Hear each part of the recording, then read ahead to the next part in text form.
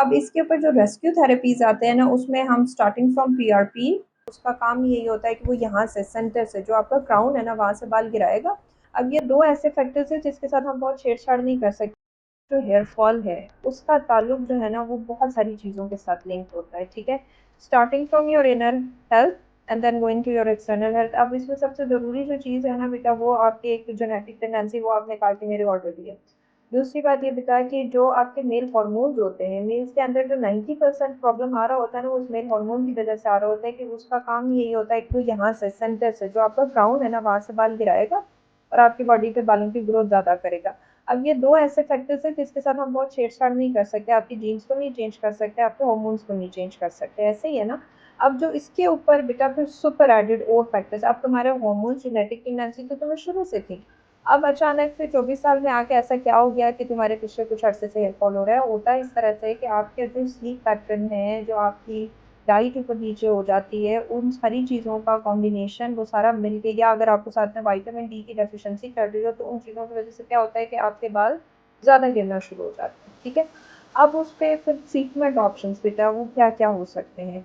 अच्छा, आपके केस में एक और प्रॉब्लम मुझे नज़र आ रहा है कि आपके साथ में सर में डैंड्रफ भी है और उसकी वजह से दाने भी बन रहे हैं, इससे भी हेयर फॉल होता है। ये 2 टेस्ट होंगे, अगर उनमें कोई गड़बड़ होती है हम उसको साथ-साथ सेटल करेंगे। दूसरा, अभी मैंने साथ में आपकी स्कैल्प की हेल्थ भी अच्छी करनी है। स्कैल्प की हेल्थ अच्छी करने का मतलब ये कि हम डैंड्रफ को कंट्रोल करने के लिए एंटी डैंड्रफ शैम्पूस देंगे और साथ में जो दाने बन रहे हैं उसको कवर करने के लिए मैं आपको मेडिसिन दूँगी।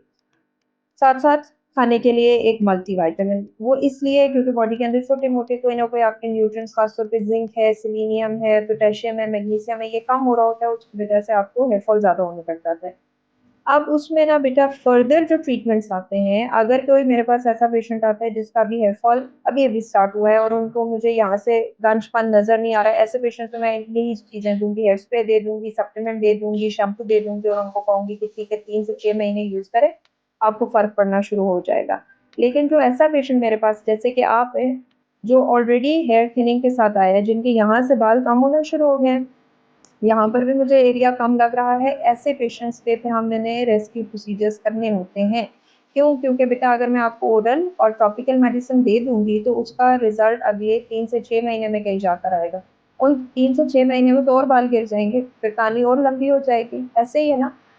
अब इसके ऊपर जो रेस्क्यू थेरेपीज़ आते हैं ना, उसमें हम स्टार्टिंग फ्रॉम पीआरपी, हम कुछ उसके अंदर, अक्सर मैं पीआरपी अलोन नहीं करती, पीआरपी के साथ मैं ग्रोथ फैक्टर्स ऐड करवाती हूँ, या उसके साथ हम एक्सोसोम्स कंबाइन करते हैं, या हम उसके साथ पीडीओ थ्रेड्स करते हैं, या हम उसके साथ माइक्रोनीडिंग, या फिर उसके अलावा कुछ हमारे हेयर फिलर्स भी आते हैं, ठीक है। तो ये एक कॉम्बिनेशन अप्रोच होती है जिसके नतीजे में हो सकते हैं 3 सेशंस करें, हो सकता है 4 सेशंस करें, जिसके बाद आपको अप टू 70 टू 80% बाल इम्प्रूव हो जाते हैं, ठीक है बेटा। अच्छा, पीआरपी का पता है हुज़ैफ़ा क्या होता है? उसका पता है, ठीक है। और अगर ये सारी चीज़ें साथ-साथ कंबाइन करना शुरू करें ना, तो पहले 1 या 2 सेशन में आपको हेयर फॉल कम होता हुआ नज़र आएगा, तीसरे से चौथे में आपके नए बाल आना शुरू हो जाएँगे। तो this is what we normally do, ठीक है? तो अभी जो मैं आपको लिख रही हूँ बेटा, उसमें आपके होंगे कुछ ब्लड टेस्ट, टेस्ट के अलावा आपका हो जाएगा बेटा मेडिसिन्स, ठीक है? ब्लड टेस्ट में आपका हम कराएँगे ब्लड सीपी, कोई खून की कमी तो नहीं, मेनली मेल्स के अंदर नहीं होता। विटामिन डी3 और थायरॉइड का टेस्ट। दूसरा आपका होगा बेटा साथ-साथ खाने के लिए एक मल्टीविटामिन, जो कि आप 1 गोली रोज़ाना लेंगे, कम से कम 3 महीने। ये तो आपने अभी से शुरू कर देना है, ठीक है? और बालों की जड़ों पे क्योंकि अभी साथ-साथ इन्फेक्शन है, हम इन्फेक्शन को कवर करने के लिए आपको क्रीम देंगे, सॉरी लोशन है, बिल्कुल पानी की तरह से ड्रॉप्स है, सुबह-शाम बालों की जड़ों पर ये लगाओगे लोशन, लगाकर एब्ज़ॉर्ब कर दोगे, इसको डेली वॉश करने की ऐसी ज़रूरत नहीं है, इससे आपका डैंड्रफ और आपके जो सर में दाने हैं, दोनों कवर होंगे। तीसरी चीज़ बेटा, एंटी डैंड्रफ शैम्पू है, जो कि हफ़्ते में 2 दफ़ा आपने इससे सर वॉश करना है, ठीक है?